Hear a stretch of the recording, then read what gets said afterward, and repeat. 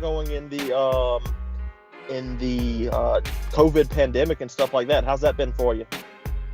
Well, it's been a long camp, right? Because Yeah. the fight was rescheduled, but nothing changed much, I think we have a good support here. A lot of friends of mine have gym in their own garage, and never stop training, grinding all the time.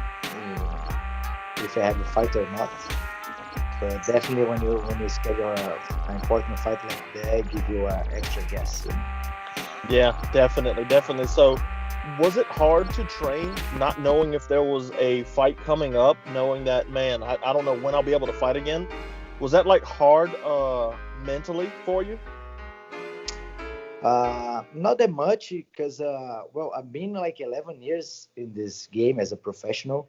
Right. And to be honest, I think I should be fighting much more than I did. Like I have like 15 or 16 fights. And in 11 years, that's not that much, But at the same time, I'm always ready to fight. So I hope that change now, this 2021, I started with the right foot, Yeah. get more fights a year. So, how did you first start fighting? What was the beginning like? What made you want to become a fighter? Man, actually, I didn't want to be a fighter, Yeah. For sure, in Brazilian culture, be at the gym is something normal, Like for me, a guy who was raised, and with all my friends, always like playing soccer or doing activities. And I did it when I was young, taekwondo, when I was a kid. Not much. I did capoeira for a couple months. I did Muay Thai. But before I started being a pro fighter, I was just at the gym because all my friends are there. I just like the community, especially with the jiu-jitsu guys. And and then when they offer me fights, we always say yes, just to be in the group. I Yeah. fought a couple amateur fights for Muay Thai and Jiu-Jitsu. I fought a lot when I was white belt, blue belt, purple belt a little bit too. But after I did one fight for Muay Thai pro, and the guy kicked my ass. That was 2010. But he kicked my ass, but I keep going forward. I didn't Yeah. have much skills, but I have the heart. And that was the thing, the owner of the show said, "Man, you show a lot of heart." And I was mad. I was, "No, man, but that's not enough." And at the same time, they offered me an MMA fight, and I already Mhm. had my jiu-jitsu. Say, "Man, okay, if I cannot beat the guy with my Muay Thai, I can beat him in the jiu-jitsu and back and forward." And to be honest, after that first MMA pro fight, 2010 as well, and I love it, man. I love the feeling. I love the interest. What I think was for 15 minutes, I have the attention on me for people who really want me to win and for people who really want to see me dead there. So I was like, man, I like that feeling. I want to take that serious. And after my first fight, I met a guy called Paulo Guerreiro. He's an old school guy from Brazil, and he teach me a lot. He put me in the right way. Like, okay, you want to be a champion? That's what you have to do, and be ready to leave the country because if you want to be in the high level, you have to go to the US. He was younger. He had the opportunity to fight in like King of the Cage, couple of shows in US, and little by little, man, I had the opportunity to move to US, go to one of the best gyms in the world, King's MMA, and I feel like every day I just prove to myself that that's what I really want to do, and I keep in the path. Yeah, and you've done it for, you said, what, 10, 11 years now. So, outside of fighting, what do you do? What hobbies do you have? Or do you like woodworking or what? Man, so if you're not, if for MMA fight, for many other sports, if you're not in the top level, Yep. you have to work. Yeah. So, and when I moved to here, I work for so many things. In Brazil, I used to teach. I teach a lot, man. Sometimes 7, 8 classes a day, but never complain because all of that make me stronger and smart as well. Like I'm not afraid of whatever I have to do in my life. You know, I moved to here without English. I learn as well, and Wow.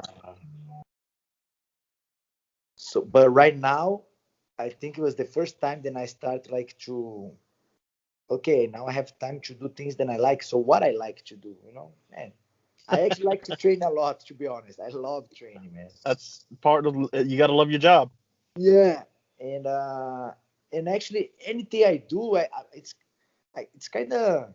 I heard one time Fabio Gurgel saying it. Then after he got the like experience as a black belt, he wears like the eyeglass of the jiu-jitsu, you know, like the martial arts. So that's pretty much what I have start feeling right now. You know, something that everything I do, I kind of relate with what I do. You know, and so right now, what I like to do, man, cook.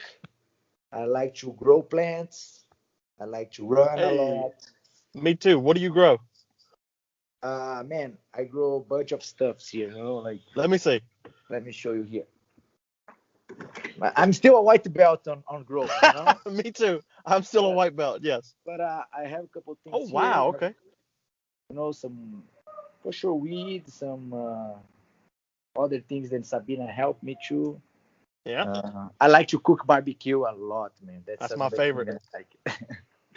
So So, what's the best Brazilian barbecue recipe you think? Because I need to try it. man, I can tell you two. For sure, picanha, you know, Okay.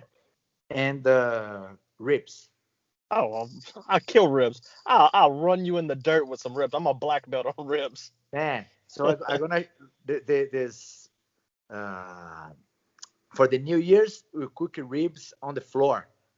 Okay. You know, like Brazilian old school style. I'm gonna Yeah. send you a video about it. And Okay. but Brazilian meat, everyone like, oh man, this delicious. What is the sauce? But you know, in Brazil we don't have sauce. You just put a little bit of salt Hmm. and cook until you start bleeding and eat it, man. That's the best way. Beautiful. It's beautiful. I killed some ribs for New Year's Eve. Actually, I went to my parents' house and I did them some ribs. Oh, they're so good. I just throw them in. I like wet ribs, so I like barbecue sauce on mine. But No, a but I dry like one. it. You guys Eh. know how to cook ribs. But where you live? I'm Baton Rouge, Louisiana, so I'm down south. Oh, so you guys have good food, Ooh, yeah, I put on too much weight. It's hard to train. and good jazz as well. Yes, I like yes, music, really. man. I love music. That's another one Also, of my hobbies. what kind of music do you play? No, I don't play, but a little bit. I'm trying to learn like some like beats, you know, drums, things like Yeah. that. But listen, music, man, it's one of my favorite things, you know. And I'm What go to all directions, man. I like classic rock, jazz, Yeah. classic music, samba. No, normally old music. 'Cause I don't like new things, The new man. one's not as Even good. man, even movies, you know, I don't like to watch new things. I'm an old guy now. You know what I watched the other day for the first time in a few years? Karate Kid. Have you watched Karate Kid recently? Not recently, but It's good. It's the, still the, the very original, good. the first one when he moves to Japan, Uh-huh. that Miyagi. Yeah, absolutely. That's a good one. That's a good one. Great one. Yeah. So let's talk about the fight a little bit. You're fighting Nick Browne. He's 10-1. Um, just looking at it on paper, you have the more experience, not just fight wise, but like you fought in PFL and stuff, and you fought the bigger names and all that. What kind of preparations are y'all doing for Nick? Because this is a big fight for you. This is a title fight in LFA, who is a feeder league to the UFC. So a win here, and Dana White is likely going to be calling. What's the mindset, and what kind of training are y'all doing for this fight? Mindset, man. Definitely, I know that's an important fight. First, because, man, let's be honest, the belt from LFA is beautiful. One day in my wall, you know. And Yeah. second, I know that from there, I'm probably gonna reach the UFC, you know. And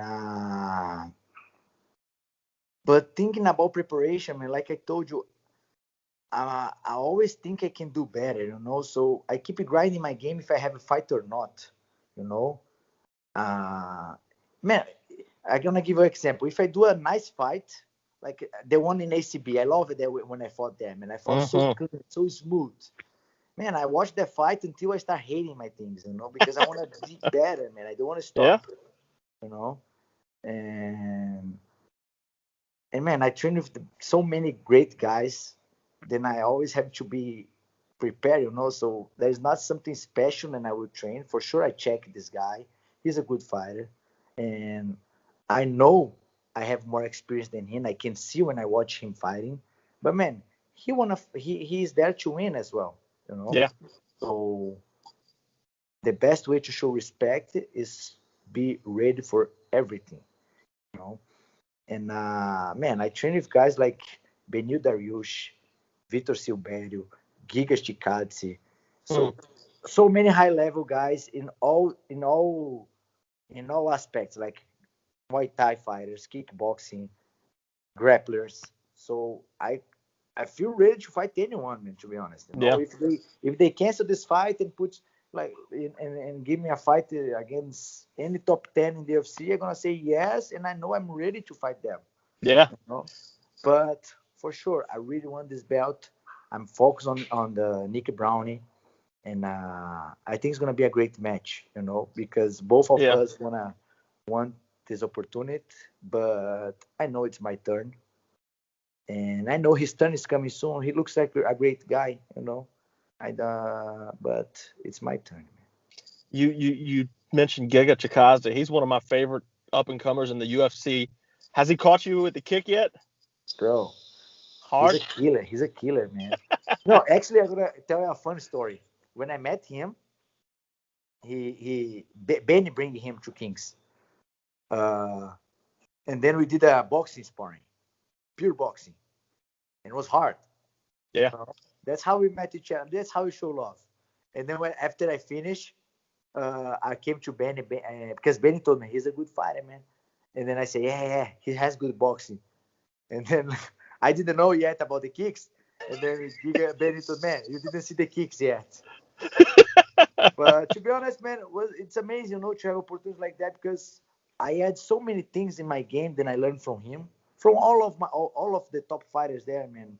All the guys, we are always sharing knowledge. That's the beautiful thing about Kings MMA, and that's it, man.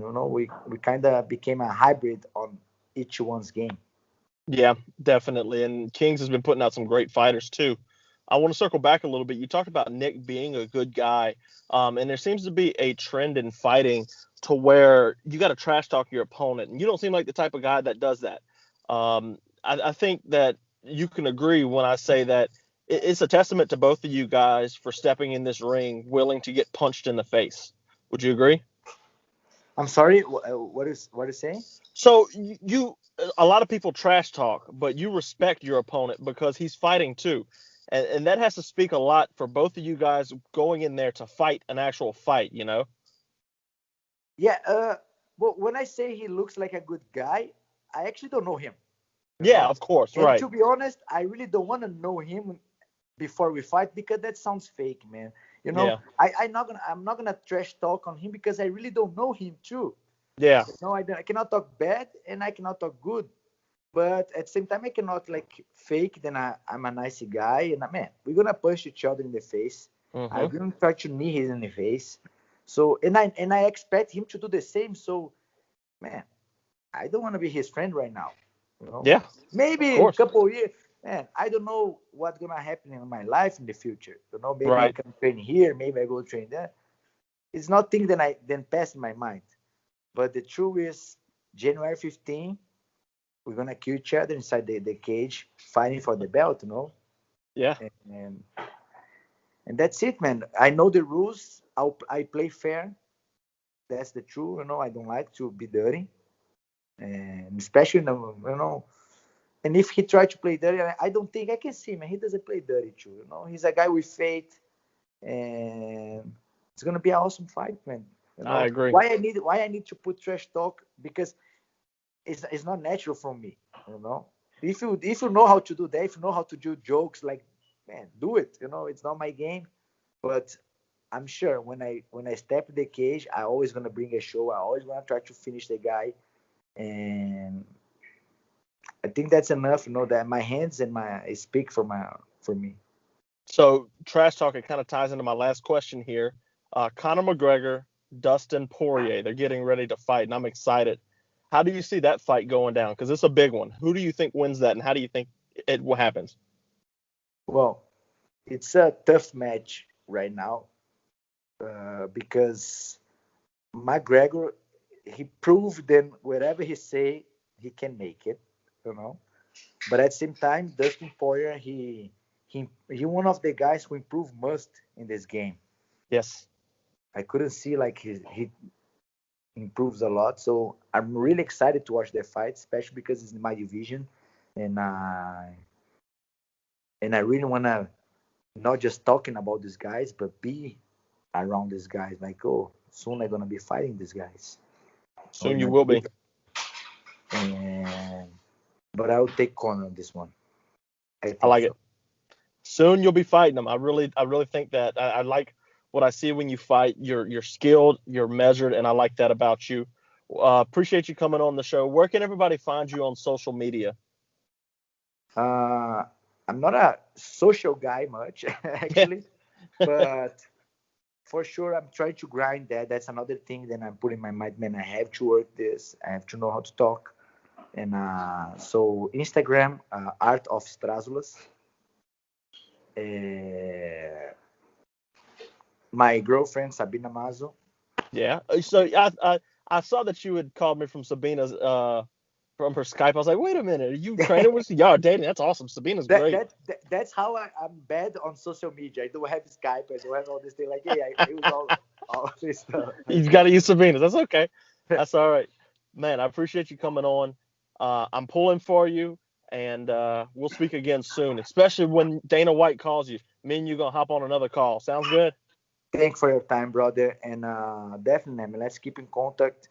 And if I go to Louisiana, I want to try the ribs, brother. Yes, let's do it. Later, brother. Later, bro.